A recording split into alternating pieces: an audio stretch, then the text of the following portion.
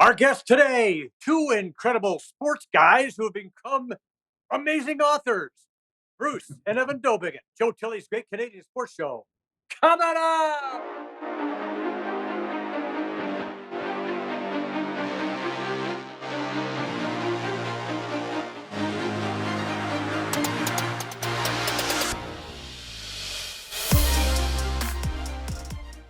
Welcome to the program. Our guest today, he hails from Montreal, now calls Calgary home, graduated from the University of Toronto. He's a journalist, worked for the Calgary Herald, the Globe and Mail, a sports reporter and anchor for CBC, a two-time Gemini Award winner, Canada's top TV sports broadcaster, nominated for the Canadian Business Book of the Year 2 times, author or co-author of 12 books, Bruce Dowbiggin, and from Toronto.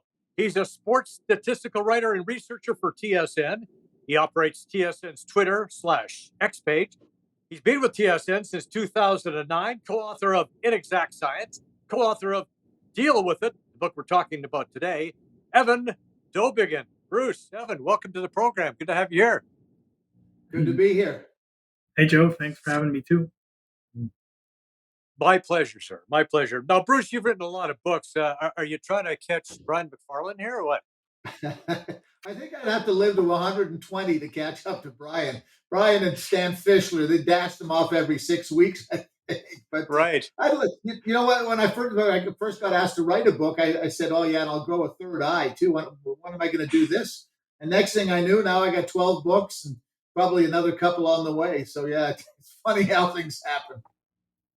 So how about you, Evan? How did you get into the sports business, and what prompted you to join your father in this book writing business?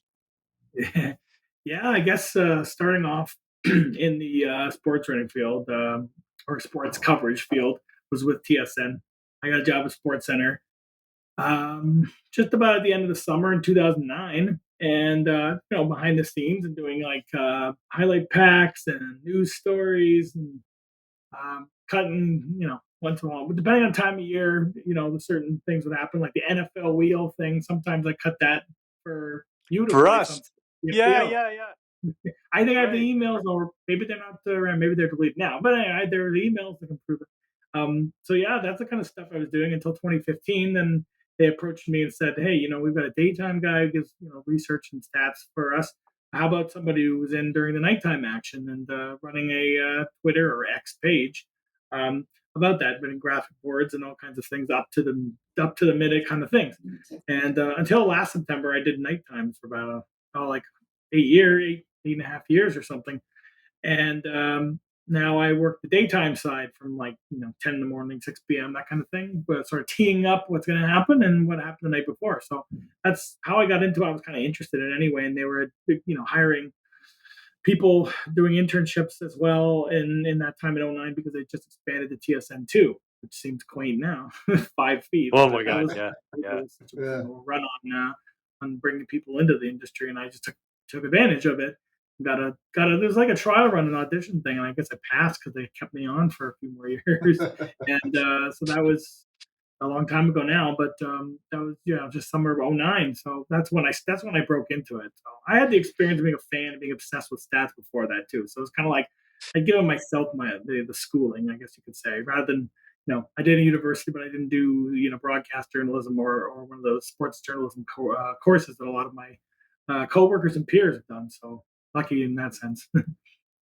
When you got a 10 to 6 job in this business, it tells me that yes, you've passed your probationary period now. Yes. I think you're good. That's pretty rare to get a job, to get hours like that in this business. So now, Bruce, obviously more than an author, you've done newspaper, radio, TV. We actually have a clip of you doing a live hit for CBC just a few years back, interviewing a rather elderly pitcher. Let's have a look at that. I've got actually decided to see some of the salaries that you're handing out. It's time to get back on the mound. That's exactly right. Let the pitchers hit out somebody for a little while. Bob McClure is like 5 years older than you, so you got a shot, right? I mean, left-handers go forever. Well, that's exactly right. If Winfield's into his 42nd year, I can't see why I can't play a few more myself. We see this young pitcher here. There's a young guy out here who looks like he's auditioning for the pitching staff here. I don't know. What do you think of his form? I got a new lefty sort of more, I guess. I guess he's out here getting rolled up. He's heard those rumors that left-handers go on forever, right? Those guys are 45, 50, still throwing the breaking pitch, making $500,000 a year, right? I have no comment on him. That's probably a smart move, not talking about the boss. Anyhow, we're going to be here tomorrow for Game 6. It'll be David Cohn for the Blue Jays going up against Steve Avery, the left-hander, the young left-hander for the Braves. The weather tonight is gorgeous. It's in the high 60s, low 70s here. I've been told to take off my sweater. I'm giving a bad advertisement for the Atlanta area by being so well dressed. But anyhow, we will be here tomorrow night for the game and predicting weather in this temperature range with possibility of some rain over the weekend, but we'll have to wait and see. All right, Bruce, what are your first thoughts when you look back and see that young fella? Other than he looks quite a bit like Evan. I want my hair back. I want my hair. That was the '92 World Series, and of course we were in Atlanta covering the Blue Jays, and everybody was down there. Everyone in the Toronto media was down there, and it was really pretty exciting. And everybody caught up. The Blue Jays had so many close chances, and of course when the final game happened there. We were all behind the right field stands. All of the broadcast crews were behind the right field stands. And when the final out occurred and they were jumping up and down on the field, they opened the doors in right field. And all of us, all of the TV crews, all of the locals, you guys, CBC, Global, everybody, we sprinted onto the field and we were interviewing the guys on the field. In those days, that's what you could do. You can't do that anymore. Of course, it's all set up. So it reminds me of, a pretty great time for Toronto sports. That's for sure. Oh, it sure was, man. It sure was. Yeah, it's that was, of course, the first World Series. They won it the next night, which was quite amazing. Yeah. I covered the home games, but Jerry covered the away game, so it was pretty cool. But he was there, not me. But so let's talk about the latest book here now. Deal with it. The trades that stunned the NHL and changed hockey. So what prompted you to write this particular book, and whose idea was it, yours or Evan's? I think it was a combination because the previous book we did, Inexact Science, was about the 6 most significant drafts in NHL history, starting with the Guy Lafleur draft. And we had a lot of fun putting that together, and the format worked, and it seemed to sell. The publisher seemed to be happy with it. We decided, we were looking for another format, and Evan and I went back and forth on a couple of things, and then we sort of settled on this particular one. And the only difference with this compared to the other ones is that we're self-publishing our book this time. Right. So tell me, Evan, self-publishing, how did you find that endeavor unfolding for you? Well, writing the book, it wasn't any different in that, the whole process, the way it came about. But then actually once it's finalized, once we had figured out what we wanted, we were, in charge of the editing on our own side of things. So it wasn't like we were sending it off to go through all of the machinations that a publishing company would put it through, which take, in terms of putting together the artwork and doing the publishing, doing the promoting, doing the eventual releasing, that's months after the final manuscript. It's like with the first book, we were done in July of that year of 2021, and it didn't come out till sometime in October. So it was a few months. But with the self-publishing thing, once it's finished, you can put it right out immediately. You can have the final sort of say. The update could be right up to that day or whatever you wanted to put in it. But getting it, there was a whole new learning experience about what, I left it up to my dad to figure the ins and outs of that while I worked on editing and formatting it to how I thought it could, the best version could be. But once that was done, it still took several weeks and almost months to get it right from there, to get it on Amazon, to get it published online, and then figuring out you can order copies and making sure those copies lined up with what you had in the final manuscript. It was tougher than I was expecting, but it was the first time doing that experience for either of us. So I'm not shocked that it threw a few curveballs, but now it's all kind of more straightforward after we went through it. What do you think, Bruce? Is this the way to go now? Well, what Evan said is true. It's so much easier. You can do the book yourself, and literally the minute you've got your manuscript ready, boom, you can publish it right away. It's out there. And the even better thing is that you can go back and correct stuff and update the book. So often what's happened in the past, I would send a book in and it would be, April, and they wouldn't publish it till October. and things would happen in the meantime. And a perfect example with deal with it is the last chapter was about the Matthew Tkachuk trade to Florida. And we went to bed with the book before they had won the Stanley Cup. And then, of course, we had the added news now about Johnny Gaudreau. So we were able to go back in and change the last chapter so it reflected what we now know. In the past, it would just sit there. You'd tell the people, well, as of this writing, such and such had happened. Now you can go back and update it. And there was obviously, the Gaudreau thing was a shock to everybody here in Calgary as well. But it was also a shock to us because we had all this chapter that we had written and we had to update it. Wow. So you were actually, because the version I have does not have the updated, obviously. It was just, just received it recently, but or a while ago before the Gaudreau news came out. But I think it's I think it's just been in the past week past 2 weeks, I guess, that we've updated it. So, but again, people who are buying the book now will get everything updated. But yeah, as I say, that's different. And but we did have to learn technical stuff. And Joe, you can remember from your days, working in TV, how valuable a good editor was, or how good a person in the newsroom was. You don't always see everything that's going on. You think you do. You think you know what you're doing. But there are people out there who are like your safety net. And when you're self-publishing, there's no safety net, and you have to be your own safety net. And that's tricky. Well, we could always trust producer Vic, who is an editor as well, to do some bang up job editing, as Vic, I'm sure, is laughing in the background. So let's talk about some of the earlier stuff. A lot of meat on that one, by the way. Very, very good book. Loved it. You briefly touched on a couple of trades that took place before, the pre-union days. What were those days like for a player? Well, I guess I made my career, a lot of the stuff I did in my career was dealing with the hockey players, the union, what happened with Alan Eagleson, and then all the labor stuff that happened subsequently. And it was all a reaction to how players were treated in the old days. Mm-hmm. So the first chapter in the book is about the Phil Esposito trade to Boston. And for people who aren't that old, who don't know what happened, it basically made the Bobby Orr Bruins into a great team. And it was a fantastic time. The Bruins were the first super offensive team, really, that the NHL had seen. And it was a great team. But the players were treated very poorly by management. And a great example is Phil Esposito. He was told by Harry Sinden, the general manager of the Boston Bruins, "You're my guy. You're with we got you for your whole career. Don't worry, etc." Mm-hmm. And then about 6 months later, Harry phones him up and says, "Oh, by the way, I just traded you." So the players weren't treated very well in those days, and it's one of the reasons that they got serious about the union and why we had all the lockouts that we've had. So Espo turned out to be quite a good trade for the Bruins, and even better than, of course, Schmidt could have even possibly imagined. And so, an interesting note in the book, which I didn't realize, that the goaltender that stymied the Bruins in 1971 was once their property, Ken. Right? It's pretty cool. Yeah.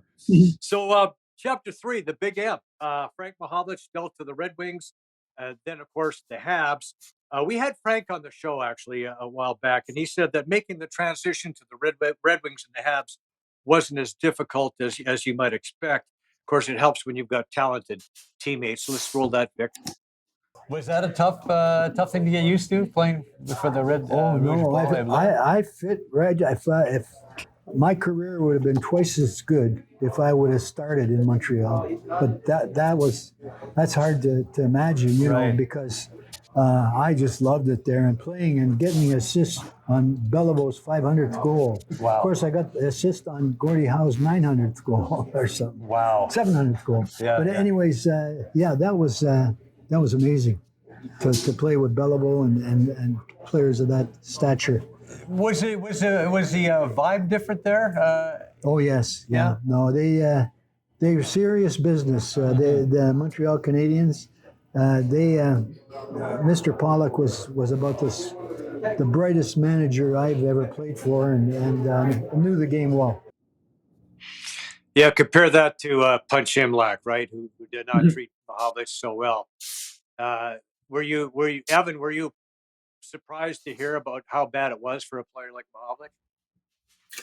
I was familiar with a lot of the backstory, but I had to get a little more in depth when it comes to that relationship, that frosty relationship between the two of them.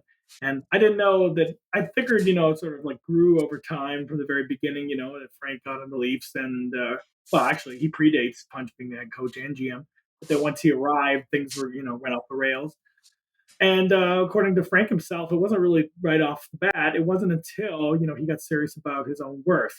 This is a management type sort of. I mean, I think Punch took those kind of things a little more personal than some other managers. The way Mahovlich basically held out in training camp 1 year, and that was when the whole big deal. When he was doing his stalemate, that's when they had that meeting. Harold Ballard proposed a $1 million transaction to part owner of the Blackhawks, James Norris Jr., anyway, the son of the elder James Norris. And that, of course, was the next day. But from that point on, and eventually they came to terms with Mahovlich. They said they said to the media, "We're not doing this move. This was just sort of like all overblown misunderstanding." And didn't come back to the fold. Didn't miss any time. But that was sort of, I think, sowed the seeds for the discontent. And he really picked on him, and he would pick on certain players that were bigger stature than others on purpose. But particularly with Mahovlich, because he wasn't open to the criticism, didn't motivate him to play better, nor did it get him to play the kind of style that he really preferred out of a player. Didn't turn him into Dave Keon, which is, he wanted to be a little more like Keon, less freewheeling. And instead, it just sort of like made Frank play worse. Like the stress that it put on him, it affected his game. And he had up and down time with the Leafs. Like not every year he was a Leaf was a superstar showing. He didn't always, please the fans or the media. It was really sort of like a time of stress for him. He says the last 5 years with the Leafs were some of the worst of his life, despite all the championships they won, right? So it was surprising to find out just how, miserable time it was for Mahovlich. And but then, of course, obviously by comparison, he enjoyed his time in Detroit and especially Montreal, because not only in Montreal was he winning, they knew what his worth was and how to utilize him, being the class organization they were. It was, look, this guy is an incredible shooter, so we need to put him on the wing and get playmakers around him, and don't worry about the fact that he's not going to throw his weight, his ample size around as much as we like. That's his role is defined, and we, if we win Stanley Cups, we need him putting the puck in the net, which he didn't always do for the Leafs in the playoffs either. And he did that with regularity in 71 and 73 in Montreal. He was a fantastic component of a couple of teams. So, yeah, it's a great story. Yeah, right. Bruce, the media wasn't necessarily on Frank's side either. I mean, Punch seemed to have cut a little bit of control of the Toronto media, didn't he? Sure. I mean, you talk about examples of what the issues were. I got to know Carl Brewer very well doing all this work. Carl was one of the first guys to really push back and to get the NHLPA into a real union. And Carl had the same sort of battles as Frank Mahovlich did with Punch. And one of the issues, one year he didn't go to training camp, and he went to McMaster, and he said, "I'm going to go play football at McMaster." And one of the reporters finally tracked him down and said, "Well, what are your grievances?" And he said, "I want to be treated better. I don't like the way I'm being treated." And the reporter said, "Well, what's a good example?" He said, "Well, one thing for sure is I want dry underwear for the afternoon practices and training camp." They wouldn't even launder their underwear in between practices. And this was a big issue to Carl. And he said, "I'm going to negotiate so that I get dry underwear in the afternoon." Yeah, different times. No doubt about that. Yeah. So, Carl Brewer instrumental in getting the union going. But, of course, the next trade in the book, the one they call the trade, Gretzky dealt to the LA Kings. We had Craig Simpson on the show, and interestingly enough, he happened to be with Gretzky in LA when this all came down. Let's roll that, Vic.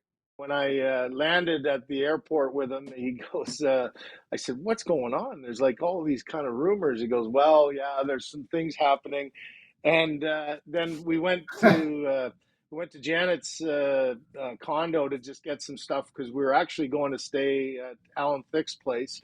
And back in those days, when you had an answering machine, the red light was beeping. So we pressed the machine. and the voice was Bruce McNall, and it was like, Bruce, there he goes, Wayne, this is Bruce.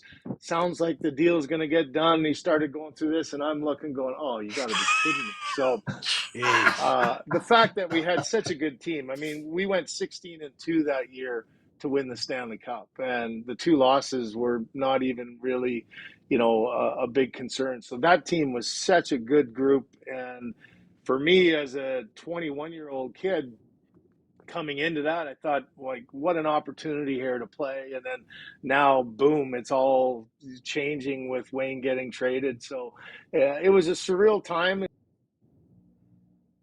Surreal time indeed. Just Yeah. blew everybody away. What were Yeah. the key factors to that, Bruce? What were the key factors to this Well, happening?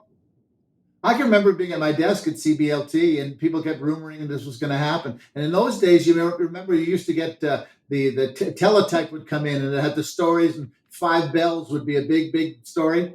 And the Gretzky trade was a 5-bell one, and I ripped it off there and I put it in my desk. I kept it in my desk because I just couldn't believe that this was happening. It was in the middle of the summer too. It wasn't hockey time, etc. But one of the things that we try to do in the book for each of the chapters and each of the trades is, why did we choose him? Well, obviously we chose Gretzky because he was the greatest player, but he was being traded because all of a sudden the NHL was about big markets and small markets and teams that couldn't afford to pay players. And all of a sudden we had trades where they were getting rid of guys who owners couldn't afford. Previously, I'll trade your left winger for my defenseman, whatever it was, and the money wasn't any factor. Gretz is the introduction to the whole new world of hockey business, where you've got salaries, guys who can afford salaries, markets that can afford them, and there's a great story in the book that when he was Mike Barnett told me that they were negotiating a first contract with Bruce McNall, and they're sitting around a table. And Bruce McNall said, "Now, Wayne, I'm going to raise your salary. I want to raise your salary." He was paid $1 million. I'm going to raise your salary to $3 million a year. And Wayne goes, "Oh, gee, well, I don't know, Bruce. That might not leave enough money for other players." And Mike said, "I kicked him under the table. Shh, quiet. If he wants to pay you that, let him pay you that." Yeah, well, I mean, that wasn't a problem, obviously, for McNall and the Kings at that particular time. Yeah. Evan, you want to weigh in on that? Yeah, that's one of the stories. It's there's a lot of different cool things, because it is the trade. There's so many angles leading up to it, and it went back. The kind of germination of that trade goes back a few years when Pocklington's having business problems. Peter Pocklington, the owner of the Oilers, Right, and right. there's sort of like a pressure on him to nip this in the bud somehow. But his one property that still makes him money, that still gets him all kinds of notoriety, is the Edmonton Oilers. But now with player salaries rising, it's all of a sudden like, now my real cash cow here is that. What's soon enough, I won't even be making a profit off that. And Wayne Gretzky was coming up to an out in his contract clause, an out clause in his contract, where he could opt out for the 10th year. Pocklington is kind of, I guess, paranoid that he would do it. And as early as 1985, he was getting nibbles from Jerry Buss, who was the minority owner of the Kings, and then sold most of his stakes in it to Bruce McNall eventually, but had become interested in bringing Gretzky to LA, and was sort of like, semi-serious, not expecting that he would get a yes. But his suggestion, like, hey, you got to capitalize on this incredible asset you have before, it's too late. And before he walks away, you can see, or you've got to trade him after his peak. So Gretzky's coming off another amazing year where the team wins the 4th cup in 5 years, and he gets a Conn Smythe Trophy. This seemingly is Gretzky's peak, and that's when he struck when the iron was hot. But it's contentious the way it went down, and that Pocklington sort of like tried to with the PR spin, tried to lay it at the feet of Gretzky's camp, like, well, he really wanted this. This was and while Wayne was sort of like amenable to moving on to another team, and especially going to LA because his wife, having settled there in Hollywood as an actress, he still was willing to play it out to Oilers. I mean, ever the faithful soldier, he was willing to be an Oiler for life. Mm-hmm. Just wasn't in the cards because of Pocklington's, insistence he gets something for him. So of course the trade from a hockey standpoint would never work out. It was really just for the money. I mean, you make $15 million was sent as part of the transaction, and McNall had just sort of like endless deep pockets, it seemed. And Pocklington was in desperate need of that money. So really, it's kind of unfortunate, but that's the business of sports, and that's where it was heading, at least. that we couldn't have Gretzky in Canada or Edmonton forever, and it was still shocking to people that it happened so soon. He was still 27 years old. We're talking here, so it was like Connor McDavid just turned 27 in January, Right. so that even makes top of that, right? Yes. Can you imagine that, eh? Connor McDavid goes somewhere now, that'd be fantastic. I mean, for whatever team got him. So on the other end of the deal, of course, it changed things a lot in LA. Tom Laidlaw was with the Kings when the deal was made, and he told us about the before and after version of the Kings. Let's listen to that. It was Hollywood. I mean, it was a whole different world. You know, you had the black and silver. I'll never forget partway through the year, we were playing a game in Montreal Forum. It's Hockey Night Canada, you know, and again, Larry Robinson's there, Guy Lafleur, and Wayne Gretzky. Had a good season. We were ranked, we were up high in the schedule, high in the standings, and so were Montreal. And Ray Scampanello, the old linesman, was a great guy. And so it was opening face-off. I'm on the bench right by the blue line, and he's getting ready. He's on the blue line right by the bench.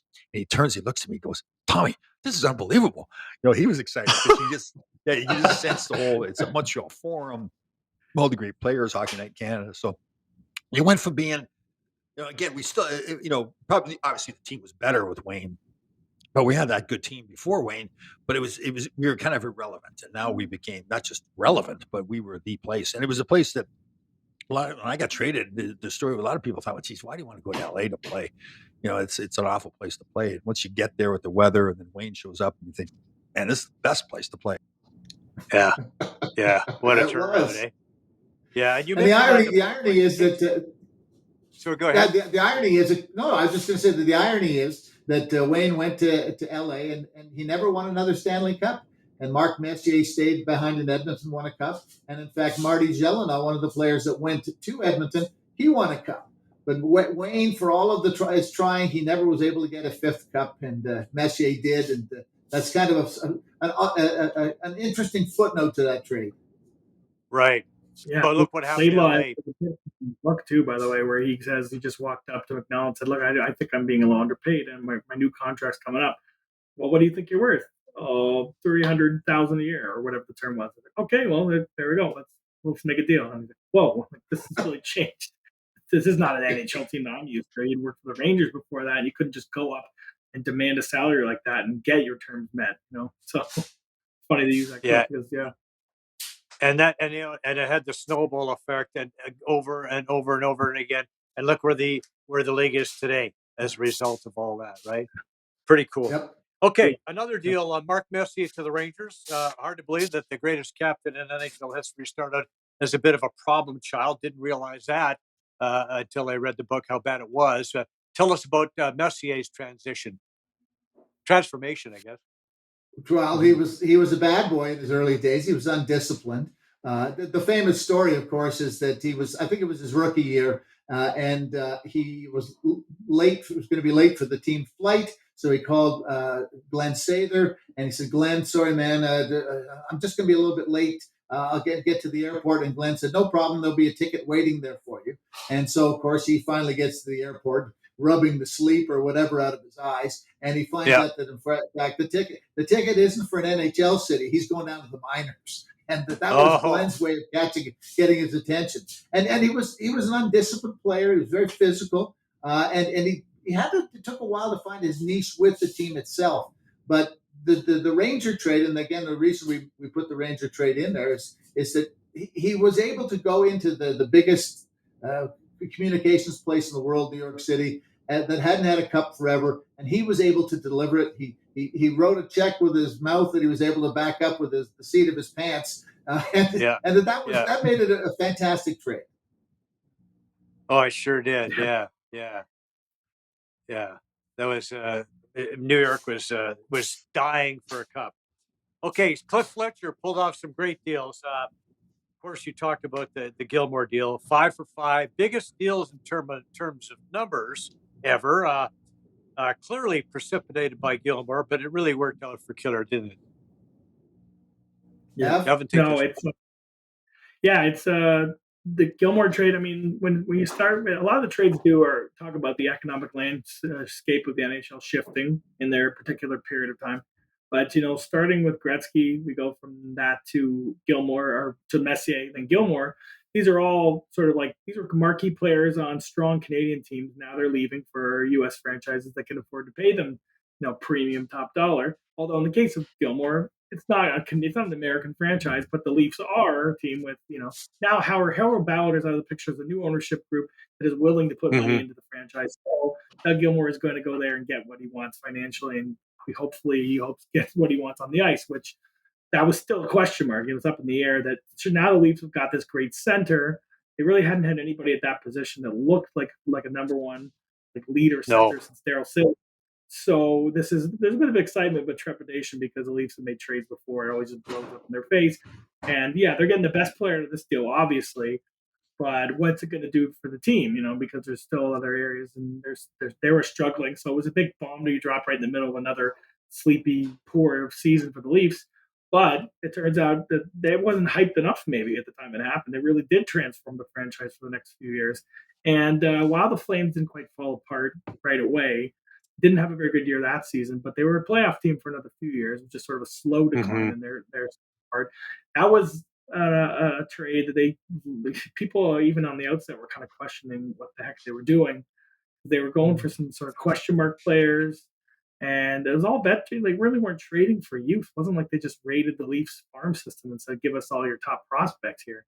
I don't even think really they picked up anybody on that guy. I think Alexander Godinuk wasn't exactly, like the top 5 Leaf prospect. And they gave up, I guess, the best thing, a young player out of the deal was Ken Manderville, where it wasn't a lot of impact outside of Gilmore.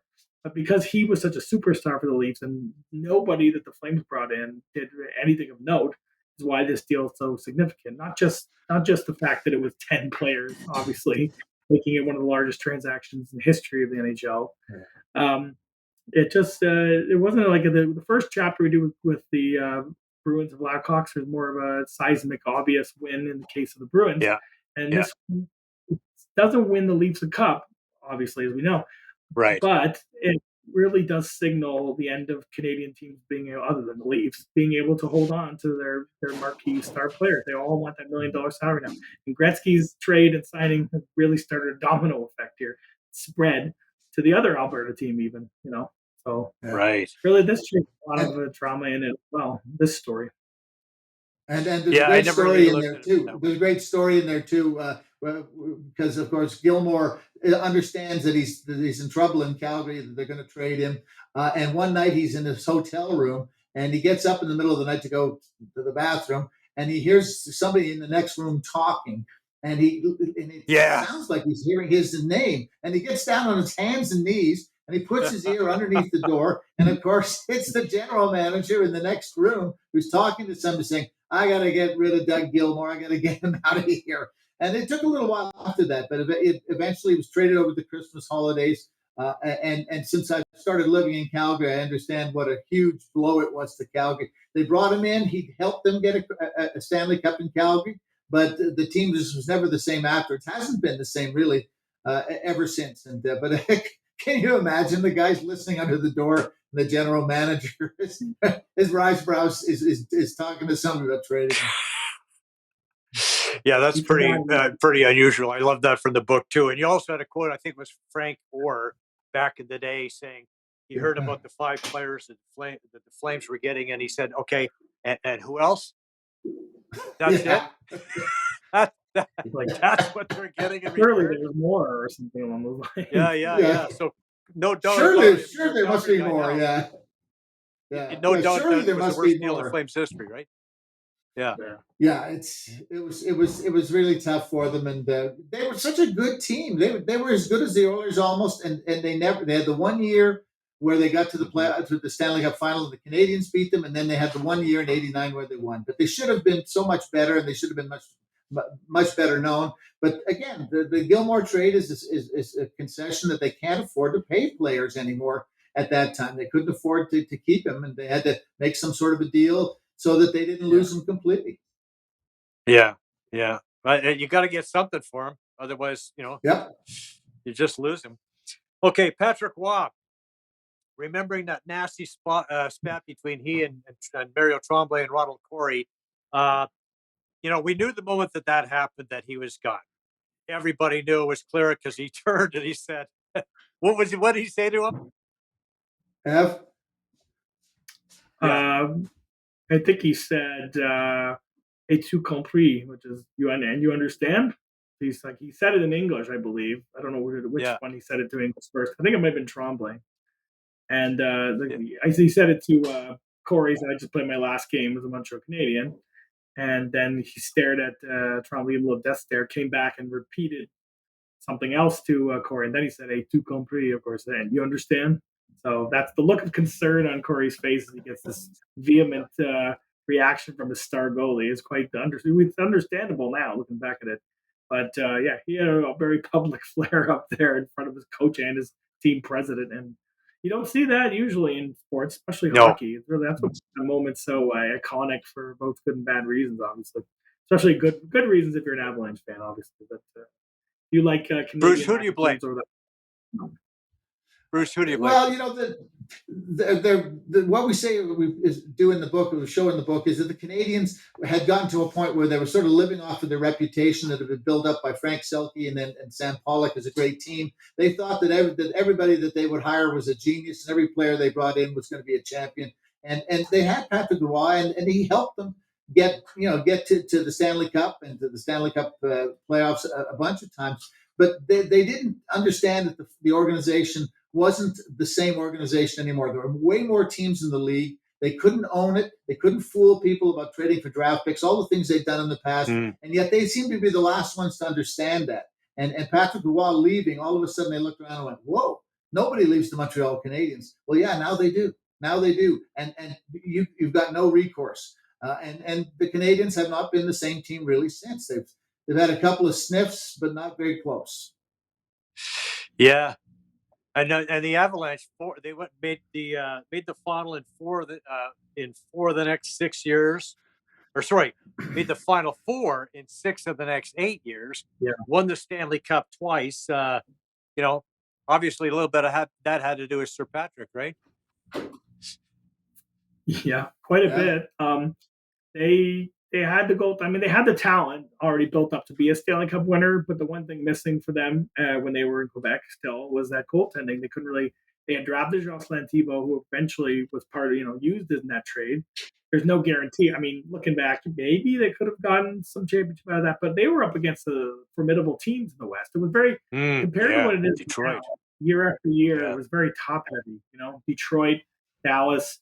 And Colorado were ruling that. And then St. Louis had its share of great years. I mean, but really outside of those four, you were hard pressed. There's like no chance of you the Edmonton Oilers then. This is pre-cap world, or any one of those teams that were clinging on to a last playoff seed that you were going to topple these guys. Every once in a while, you'd be an upset, but like most of the time, the West was won by one of those 4 teams, or one of really the 3 teams in that era. And what put the Avalanche above their peers is having Waugh. Like they did lose to Detroit in 97 and 02 in those conference final series. But the rest of the time, they stacked up well and beat Detroit. And the one thing that put them over the top is that they had Waugh, and the Red Wings didn't always have marquee goaltending. They had some times when Mike Vernon, then he handed the reins over to Chris Osgood when he left. And that's a mismatch. No offense to Chris Osgood. You're going to Patrick versus Osgood, you've got the edge in goal. And so because they could stack up pretty evenly in other aspects. Other elite teams with the Avalanche. So, yeah, I don't know. When you look back, it's like Stephane Bissé and Jocelyn Thibault as your goaltending combination is probably not winning you any Stanley Cups. You're probably going to end up moving on from them anyway. But luckily for them, this whole drama unfolded in Montreal. And also they had moved to Colorado, because everyone always says that they still been in Quebec. There's no way they get Patrick Waugh from their fiercest rival. So really just the confluence of these things helped bring Patrick Waugh to another elite team, and he probably played for better teams the entire time he was in Colorado than he ever had in Montreal, really. I mean, they were typically kind of defensive-minded groups that he played for in Montreal, and he put up great numbers, and he won all of his individual hardware outside of his last Conn Smythe Trophy as a Hab, but he had more success from a team aspect with the Avalanche. So another changing of the guard. It wasn't necessarily about like the trades we talked about where economics really forced the hand of the Canadiens. It was just more of things were changing. There was sort of like a tense. The organization and Patrick Waugh were no longer seeing eye to eye. They had just done a huge cleaning of the front office, and it did not did not rub Waugh the right way, and he also realized that the organization was becoming more worried about just being competitive enough to be a playoff team, but he wanted Stanley Cups. That's what the Habs used to represent, and all of a sudden now they're putting down the budget of the team. They're sort of cut corners. They can't keep up with the increasing market, and he didn't want to really be part of that. But he didn't outright ask for a trade just because of that. But so circumstances led to it anyway. So luckily for him, he did get out before it got worse. Yeah, and Bruce, would you say that was how much of a factor was that for Colorado becoming a more stable franchise, and ultimately it was probably good for the league, wasn't Yeah, I mean, there's a great debate about, do you want parity or do you want 5 or 6 really great teams to be the story almost every year? Some people say, well, we want parity and lots of teams to get a chance to win. But when you look back at it, it was a great time for hockey. You had some excellent teams, you had some fantastic rivalries, etc. So, I mean, I tend to be less the parity guy than I am the guy who wants to see 4 or 5 really good teams all the time who are competing with each other. I think you want to see excellence. I think to me that's what happened. And the thing about and Evan just alluded to it, of course, the Avalanche, they'd come over from Quebec City. Quebec City had the whole embarrassment. Lindros basically said I wouldn't play there. There was a lot of stuff about the owner, the owner in Quebec, that people didn't want to play there for him either. And coming to Denver solidified it. It was a town that's obviously booming financially. It's a very successful town business-wise, and there was a niche for them to come in and win. And it's really an interesting story about Patrick. And one of the funny stories, just to go back to the trade day, the day of the blow-up, was the guy he'd had breakfast with on the day that they were to play the Red Wings was Mike Vernon. They went and had coffee in the morning, and Mike Vernon heard Patrick complaining about this, that, and the other thing. He said, you should get out of here. I think it's time you got out of here. And that night, of course, he greased his skids for his exit. Yeah, Scotty Bowman said he worried in the game. He said, when we were blowing them out there, I was thinking, this could lead to a bad situation. And he was in the back of his mind. I mean, he said this years later, thinking that Patrick might end up getting traded to a Western Conference team. He said, there's no way the Canadiens are trading him within the division or even the conference. He's going to have to go out west. And he thought the one team who could afford has the capital to make that trade and could really use Patrick Waugh is the Avalanche, who were the only team anywhere close to the Red Wings that season because they destroyed the competition with their 62 wins and everything. But in the conference finals, guess who upset them, right? So that's sort of between Vernon, meeting with Patrick, the goalie fraternity to discuss their grievances and everything, and the blowout win itself, where he got lit up for 9 goals in just over half of a game, really. The Patrick Waugh to Colorado train, really, that's the start of the rivalry that the Avalanche and Red Wings ended up having in a weird way. Yeah, so Vernon's teammates must have thought, "What are you doing? If they hadn't known, look what you've done." That's right. What did you tell him that for? Now we got to meet him in the playoffs every year. We could have had 2 or 3 more cups. But maybe. Yeah. Yeah. So the Golden Knights, a whack of deals led to this. What we see today, Stanley Cup champion last year. That was pretty unbelievable. What unfolded there? Well, we had one of the few things we had a disagreement about, Evan and I, was whether to have this chapter in. And Evan said, well, it's a bunch of trades, but it wasn't like the traditional trades that we talk about. One big trade like the Gretzky one or the Messier one. And I said, but it represents, a changing in the NHL industry, that the Golden Knights come in, they figure out how to make this expansion draft work for them. They make a whole raft of trades, and the trades they're making, Joe, aren't necessarily player for player. They're basically trading favors. They're going to teams that want to protect people on their list and saying, okay, we won't take him, your favorite prospect, but we will take this guy, and we'll take one of your veterans who's got a lot of money. We'll take him off your hands as a favor to you. And they were able to build up this huge war chest of draft picks, young players, and favors around the NHL that they were able to translate almost immediately into a team that they almost won the Stanley Cup right away. I mean, it's amazing. Mm-hmm. So I insisted to Evan that we put it in there because it was symbolic again, the way the trades had changed in the NHL. What they weren't just, as I say, Joe for Jim. It was all of a sudden all these other things were involved. Right. Yeah. Look what happened to the So in old the end, we just expansion picked one of the franchises. trades. I think we just picked like one of the trades and made it the headline one.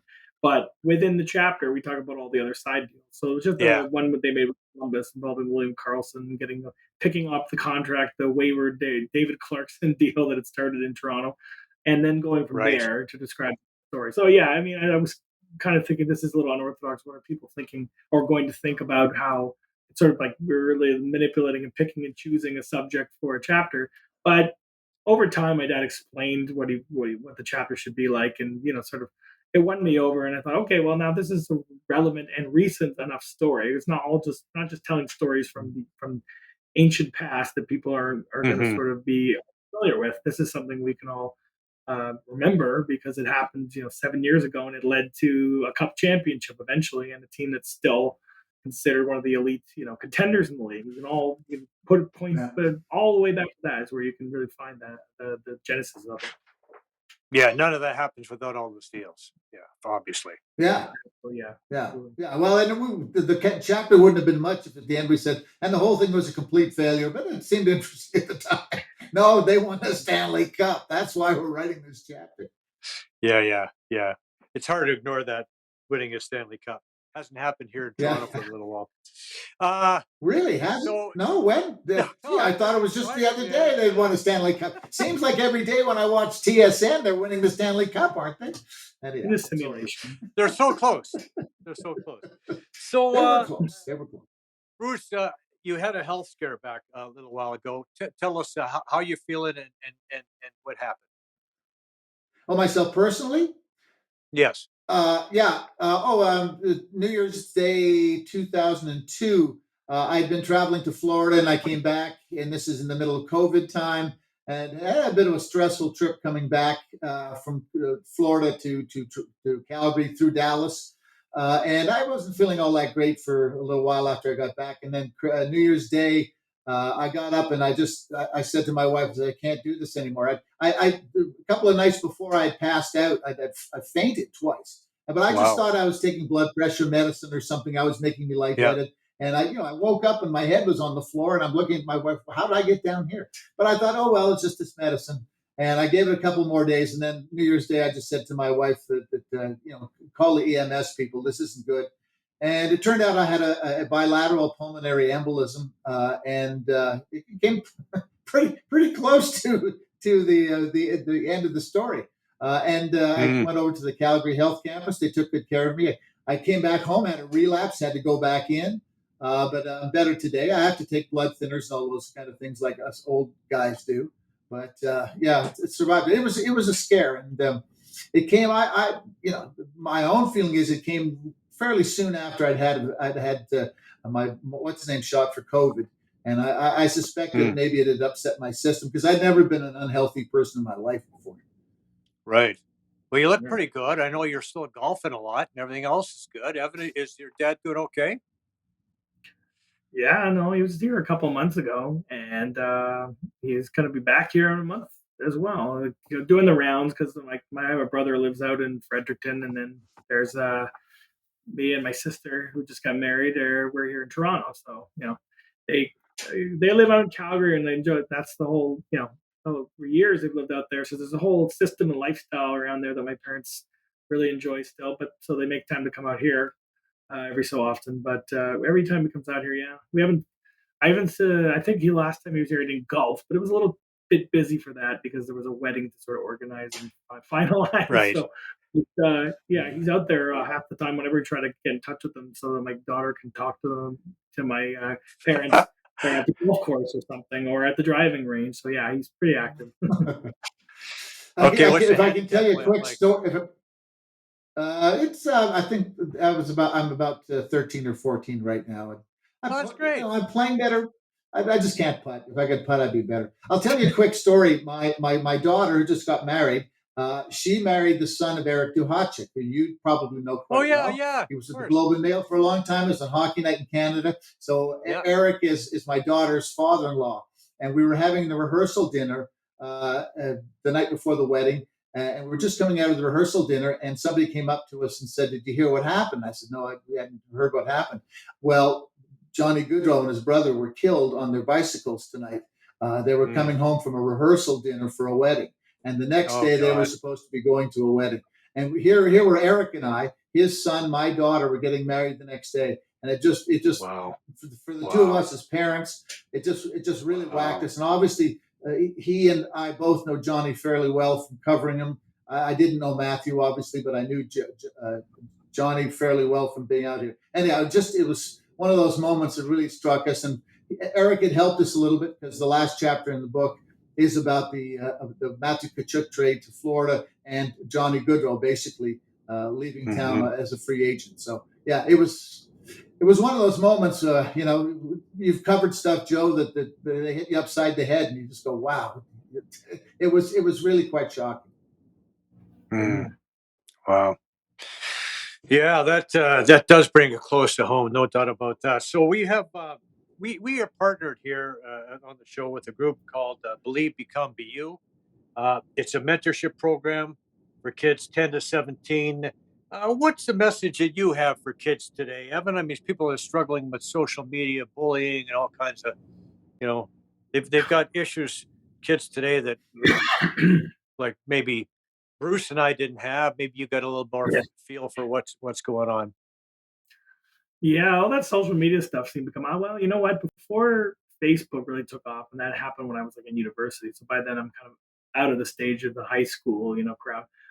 There was still like MySpace and Instant Messenger and some other things, and like I didn't get any I think it's sort of worse for girls in that sense of the social media aspect that way. Like my wife was in some school where somebody was harassing her. Like I saw these messages. She went and said, "Oh yeah, I have these printed out. This girl was bullying me at school." An instant messenger was trying to tell people this, and I thought, "Oh my god, what is?"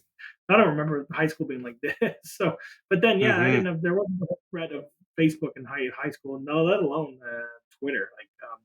So I would say probably if you're a certain age, you should probably stay off because I just do stats and things like that. You still get, like comments and you still see things. You're just like, there's some people out here who just feel like it's the proper form for them to say whatever's on their mind and other people's like feelings be damned. Kind of, they just really get a little too extreme, like something that you would never hear people say to you in person. They'll gladly say behind a. So I would say to watch out. Yeah, what I do with my account, I'm sticking to sports and stats is pretty easy. And I have a personal one, but I just keep the crows away because can be a pretty nasty experience. And if you're somebody younger than an adult age, even adults, it can be pretty harmful. But like if you're in an adult school, I don't know. I'll have to worry about this thing one day. I'm sure. Just keep your kid away from it until you think they're emotionally ready to handle it or to be able to safeguard themselves. I think that would be my take on the whole thing. Find a way to not take it personally, Bruce.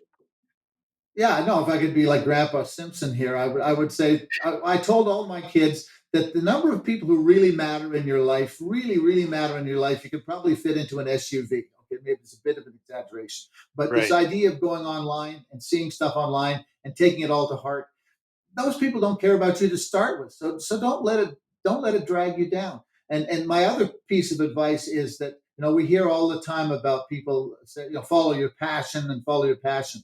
And it sounds good and it is good in its way. But what I try to tell people is find out what it is you do well. All of us have gifts. All of us have talents that we've been given. And there's some people you're a carpenter, some people you're a nurse, some people like you and me, we were on TV. We have a skill. Find out what that skill is because you will be good at it and it will bring you satisfaction. And you'll be surprised how passionate you are about what you do then because you're good at it and it brings you self-fulfillment. So, you don't all have to be film directors. You don't all have to be actors or famous athletes to be a success in life. There's so many other things that can be of value to you, and try to bear that in mind when things get a little bit tough. Right, and you guys are good authors, right? There it is.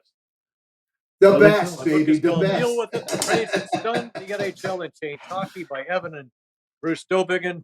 Guys, thank you for taking this time to join me. This has been a lot of fun. Really enjoyed this. I hope you did as well. That's Joe very much. It was a lot of fun. Now you take care down in Mexico now. Behave yourself. Yeah, for sure. You know I will. Yeah, that's great, guys. Thanks so much. And we'll have more after this, including a look back at the best of the WNBA. Thanks, guys. Addiction Rehab Toronto, Toronto's #1 alcohol and drug treatment center, saving lives, reuniting families. The only treatment center in the province to offer medical detox, treatment, sober living, and lifetime aftercare all in one place. Our unique and specialized programs are designed to equip our clients with the tools to successfully lead a life of dignity, respect, and purpose. Let us help save your life or your loved one's life. Call today for more information or to facilitate an intervention. 1-855-787-2424 or visit addictionrehabtoronto.ca. The 2024 WNBA season was historic, driven by record-breaking performances from Asia Wilson and Caitlin Clark. Wilson became the first player to score over 1,000 points in the season, averaging a league-best 27 points per game. Clark, after leading Iowa to 3 national titles, turned pro, made an immediate impact, setting rookie records for points, assists, and three-pointers. She also became the first rookie to record a triple-double and received 700,000 All-Star votes. Clark's success fueled a surge in Indiana Fever attendance, which more than doubled to 643,000. That's the new league record for average home and away game attendance. Both Wilson and Clark were unanimous selections for AP Player and Rookie of the Year. Rely on Walton Restoration's 40-plus years of excellence in residential and commercial restoration. Their strong reputation is built on workmanship, professionalism, and outstanding customer service. Trust Walton as your dependable partner in emergencies, serving Durham, Kawartha, and Northumberland regions. Call 905-725-5666 or visit waltonrestoration.com. Experience top-tier workmanship and service. Walton Restoration, the trusted name in property restoration. Join satisfied customers like me. Parents, what's the biggest fear for kids 10 to 14? A future they think they can't handle. At Believe, Become, Be You, we know confidence in the future is a habit we can build. Our course doesn't just prepare kids for the future, it seeds them with skills they will use now. For a limited time, the I Believe in Me Foundation is offering the first 1,000 kids and their parents 1 year free access. This priceless opportunity will save you over $2,000. This isn't just a course. It's a journey in developing life-enhancing skills that will grow with your child, fostering gritty minds, creative futures, and better bonds. Get signed up now at BelieveBecomeBeYou.com. That's BelieveBecomeBeYou.com.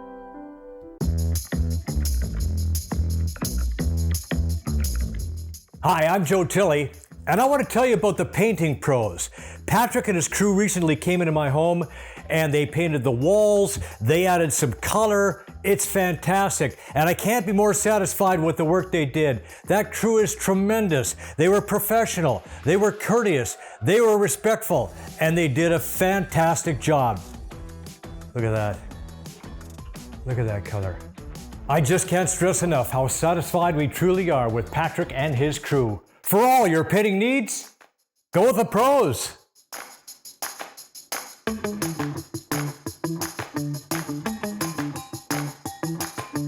And we want to thank all the folks who make the show possible. These are friends, trusted business associates, and all-around great people.